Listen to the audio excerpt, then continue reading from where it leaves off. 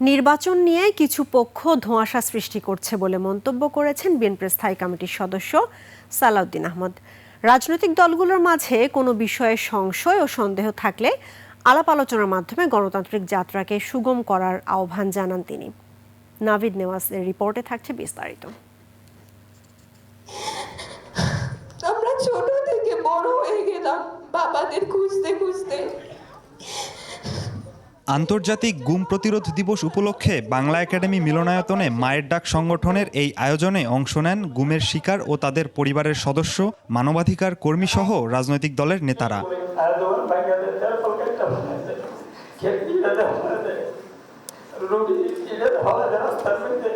এ সময় গুম হয়ে ফেরত না আসা ব্যক্তিদের সন্ধানে আকুতি জানায় পরিবারের সদস্যরা।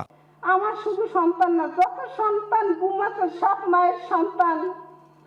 কিভাবে খুঁজবে জানি না, এর বিচার করবে, আমি এটাই চাই। তাদের বিচার চাই অতি দ্রুত। এই সম্পৃক্ত ব্যক্তিদের আইনের আওতায় আনা হোক। গুম কমিশন গঠনের 1 বছর পেরিয়ে গেলেও এখনও নিখোঁজদের সন্ধান দিতে না পারায় সরকারের সমালোচনা করেন তারা। 1 বছর পার হয়ে গেছে, উনি এই অপরাধীদেরকে অতি অনতি বিলম্বে আইনে হাতে দিবেন এবং এদেরকে প্রয়োজনীয় জিজ্ঞাসাবাদের মাধ্যমে মূল তথ্য বেরিয়ে আসবে। এখানে আপোষ করার কোনো স্কোপ নাই। এই সরকারের আমলে গুমের ব্যাপারে যে অপরাধটা সংগঠিত হয়েছে তাদেরকে গ্রেপ্তার করা হবে, আইনের আওতায় আনবেন এবং বিচারটা আমরা দৃশ্যমান আমরা দেখতে চাই। বিএনপি নেতা সালাউদ্দিন আহমেদ বলেন, তার দল জনগণের ভোটে ক্ষমতায় গেলে গুমের সংস্কৃতি নিশ্চিহ্ন করবে। সুষ্ঠু ও গ্রহণযোগ্য নির্বাচনের মাধ্যমেই ফ্যাসিবাদী রাজনীতি প্রত্যাখ্যাত হবে বলেও জানান তিনি। অনেকগুলো অধিকারের মধ্যে প্রধানতম অধিকারের দাবি ছিল ভোটাধিকার প্রতিষ্ঠা করা।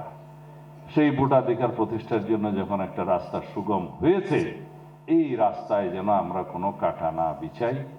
আসুন, যদি কোনো রকমের কোনো বিষয়ে কোনো সংশয় থাকে আমরা আলাপ আলোচনা করি।